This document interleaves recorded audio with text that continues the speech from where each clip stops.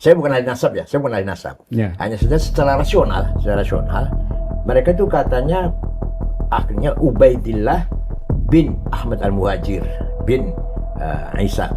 Nah, tidak mungkin ada ahli bait namanya Ubaidillah. Karena Ubaidillah itu gubernur Irak yang membunuh Sayyidina Husain dan saudara-saudara di Karbala. Namanya Ubaidillah. Oh iya, Yang peristiwa Karbala itu. Ya, namanya Ubaidillah. Yang eksekutornya atas perintah Yazid, Khalifah Yazid. Ya. Al-Amawi. Maka ahli bait itu nggak ada namanya Yazid. Ayo cari ada nggak ahli namanya Yazid? Nggak ada. Amrun nggak ada. Muawiyah nggak ada lagi malah.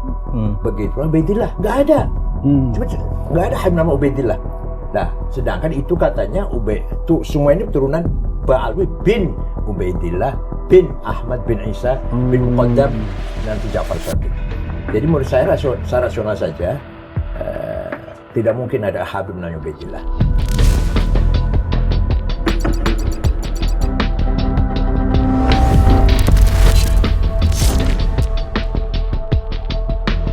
Sebagian orang, bahkan tokoh sentral seperti mantan Ketua Umum PBNU seperti Kiai Said, dengan enteng menebar klaim seperti ini. Tidak mungkin ada keturunan Imam Husain bin Ali yang bernama Ubaidillah. Nama itu mutlak tabu karena Ubaidillah bin Ziyad adalah eksekutor Imam Husain di Karbala. Tidak ada keluarga Nabi yang menamai anaknya dengan nama pembunuh kakek mereka sendiri. Titik. Dan ini mustahil. Narasi ini sering saya dengar, diangkat di podium-podium, disebarkan dalam diskusi media sosial, dan lama-lama diterima publik seolah sebagai fakta sejarah yang tak terbantahkan. Sampai sekarang. Padahal, jika kita ulas dengan kaca pembesar yang cukup kritis, klaim seperti ini tidak lebih dari konstruksi sempit yang gagal melihat kenyataan sejarah, bias penamaan Arab, dan cara kerja identitas dalam masyarakat Muslim klasik. Mari kita bongkar tanpa sopan santun berlebihan, tapi dengan hormat secukupnya, seluruh kepalsuan di balik narasi tabu Ubaidillah lewat pisau analisis yang bisa membuat siapapun berpikir ulang tentang klaim yang tersebar ini.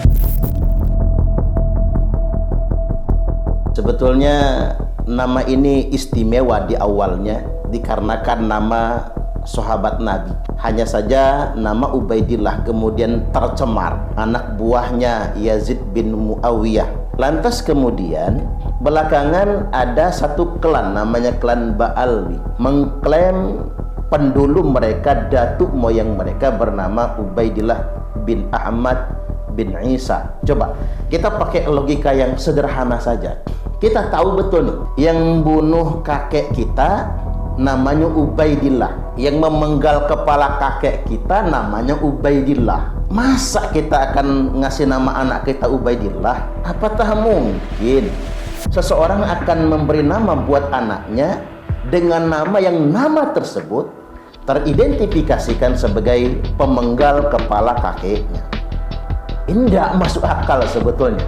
Pertama-tama, bayangkan betapa arogannya logika mustahil yang dilekatkan pada nama Ubaidillah. Argumen Kiai Said berdiri di atas premis sempit. Satu sosok jahat dalam sejarah itu otomatis mencoreng nama itu untuk selamanya. Tapi dunia penamaan Arab, apalagi dunia nasab Ahlul Bait, ternyata tidak terlalu tunduk pada logika seperti ini. Jika benar nama Ubaidillah adalah aib, tabu, atau bahkan kutukan, sudah pasti keluarga besar keturunan Imam Hasan dan juga Imam Husain akan menghapusnya dari daftar silsilah. Nyatanya, mereka tetap menggunakannya. Penelitian terhadap kitab-kitab nasab klasik memperlihatkan betapa jamaknya nama ini digunakan dalam berbagai rantai keluarga. Jadi sederhananya, kenapa logika seperti ini muncul? Alasannya karena logika tabu nama Ubaidillah itu lebih banyak berbicara tentang trauma personal daripada praktik sosial budaya yang faktual dan juga historis. Di masyarakat Arab sendiri, sejauh penelitian saya, nama adalah soal makna, soal harapan, dan juga kesinambungan identitas. Dan nama itu bukan sekadar balas dendam linguistik pada sejarah. Realitas itu lebih keras daripada imajinasi para pengusung narasi tabu seperti Kiai Said tadi. Mari kita paksa klaim Kiai Said bertemu dengan realitas. Teori yang benar seharusnya kan tahan diuji bukti. Tapi penelusuran teliti terhadap manuskrip klasik dan juga buku-buku nasab membuktikan sebaliknya. Ubaidillah ternyata bukan anomali, melainkan fenomena umum di silsilah Ahlul Bait. Dalam dokumen sejarah, nama ini tuh muncul di keluarga-keluarga yang bahkan sangat anti Yazid sekalipun. Bila teori Kiai Said mau diuji secara jujur, seharusnya satu saja nama Ubaidillah ditemukan di pohon keluarga Imam Hasan ataupun Imam Husain, klaim tabu Ubaidillah itu langsung saja ambruk. Kenyataannya, sejarawan, pakar nasab, hingga penulis Syiah sendiri pun mencatat deretan panjang individu bernama Ubaidillah di jalur Imam Hasan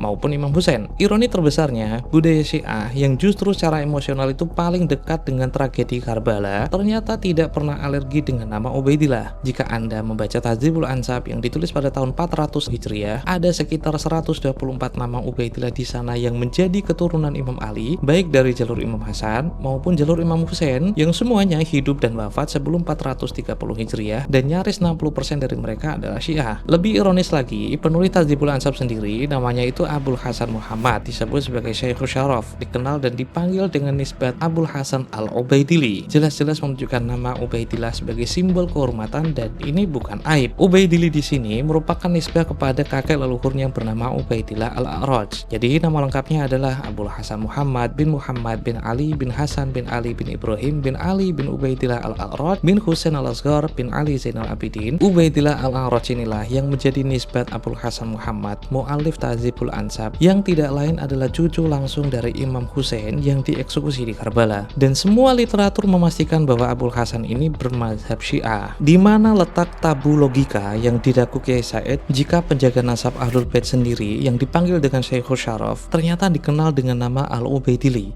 Paradoksnya, narasi tabu ini hanya hidup dalam ruang sentimen, bukan di ranah kajian historis. Jadi saya tidak perlu menyajikan daftar nama Ubaidillah di berbagai literatur nasab, karena satu saja itu ternyata udah cukup untuk membantah klaim tersebut, yaitu Abul Hasan Al-Ubaidili, apalagi jika nama itu sudah membudaya.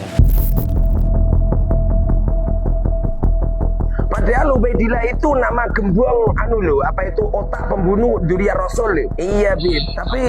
Tapi Rasulullah juga orangnya tidak pendendam, Bib. Tapi nama putra-putra Rasulullah tidak ada yang diberi nama Abu Jahal, Abu Lahab, karena Abu Jahal, Abu Lahab ini adalah orang yang dimurkai oleh Allah. Sebagaimana Ubaidillah juga orang yang pernah dimurkai oleh Allah gara-gara mereka adalah orang otak pembunuh Dzurriyyah Rasul, Bib. Ini kelihatannya sangat nggak baik kalau ada Dzurriyyah Rasul kemudian memberi nama anak namanya Ubaidillah. Karena Ubaidillah ini adalah gembong otak pembunuh Dzurriyyah Rasul, Habib, di Karbala, Habib. Ini saking cintanya saya sama Dzurriyyah Rasul, nyampe-nyampe anak saya dan anaknya semua santri alumni semuanya saya larang menggunakan nama Ubaidillah, Habib. Kini kita korek lebih dalam. Dari mana datangnya asumsi bahwa nama buruk otomatis jadi tabu sepanjang masa? Apakah setiap keluarga Nabi menjalani kehidupan dengan membuang semua nama yang pernah dipakai musuh mereka? Dunia nyata ternyata jauh dari simplifikasi semacam ini. Sejauh yang saya tahu, dalam masyarakat Arab, penamaan itu kombinasi antara makna, silsilah, kebanggaan keluarga, hingga keinginan menjaga kesinambungan identitas. Jadi nama Ubaidillah itu tidak pernah dikaitkan secara eksklusif dengan pembunuh Imam Husain, kecuali oleh narasi politis yang ingin menyederhanakan sejarah menjadi duel hitam putih, seperti yang dipahami oleh Kiai Said. Mengadopsi logika Kiai Said, berarti kita kan harus siap untuk membuang nama Marwan, nama Muawiyah, bahkan nama Ali, karena semua pernah dipakai oleh orang-orang bermasalah di masanya. Tapi faktanya ada saja yang memakai nama itu. Sekadar contoh, Mas Andi Muawiyah Ramli misalnya. Saya sengaja menyebut Mas Andi Muawiyah Ramli itu karena pada akhirnya umat Islam itu jauh lebih rasional daripada dugaan Kiai Said. Nama tetap hidup bukan karena lalai pada sejarah, melainkan mungkin saja karena masyarakat itu memilih berdamai dengan kenyataan. Luka sejarah, sekelam apapun, tidak mematikan makna positif dari makna tersebut. Jadi adopsi tabu hanya terjadi jika makna itu sudah benar-benar terkorosi stigma sosial, seperti nama Yazid, dan itu pun masih ada pengecualian. Karena ketika saya datang ke Maroko, Jordan, bahkan Saudi, ketemu dengan beberapa ashraf di sana, ada saja yang memakai nama Yazid ternyata. Intinya, kebiasaan menafsirkan penamaan lewat prisma trauma adalah warisan politisasi identitas, bukan kearifan lokal yang genuine bagi Arab klasik. Dan klaim Kiai Said bukan sekadar oversimplifikasi, tapi ini sekaligus distorsi sejarah. Jika narasi Kiai Said diuji dengan logika logika dialektis yang muncul justru ironi dan paradoks. Jika setiap nama yang pernah dipakai musuh keluarga Nabi itu otomatis dilarang, maka tidak akan tersisa nama untuk umat Islam sebenarnya. Nama Ali itu pernah dipakai musuh politik Nabi. Nama Abdullah juga digunakan oleh kafir Quraisy. Konsekuensi logis dari klaim Kiai Said adalah absurditas total. Jadi setiap tragedi itu harus memunculkan larangan nama baru. Seiring waktu, seluruh kosakata penamaan akan habis. Argumen Kiai Said juga cukup selektif. Mengapa hanya Ubaidillah yang diangkat sebagai simbol tabu? Kenapa tidak Marwan? Kenapa tidak Muawiyah? Kenapa tidak Sufyan? Atau nama-nama lain yang juga melekat pada tokoh antagonis sejarah Islam? Jawabannya, menurut dugaan saya, karena argumen ini tidak dibangun secara konsisten, melainkan berdasarkan narasi sentimen.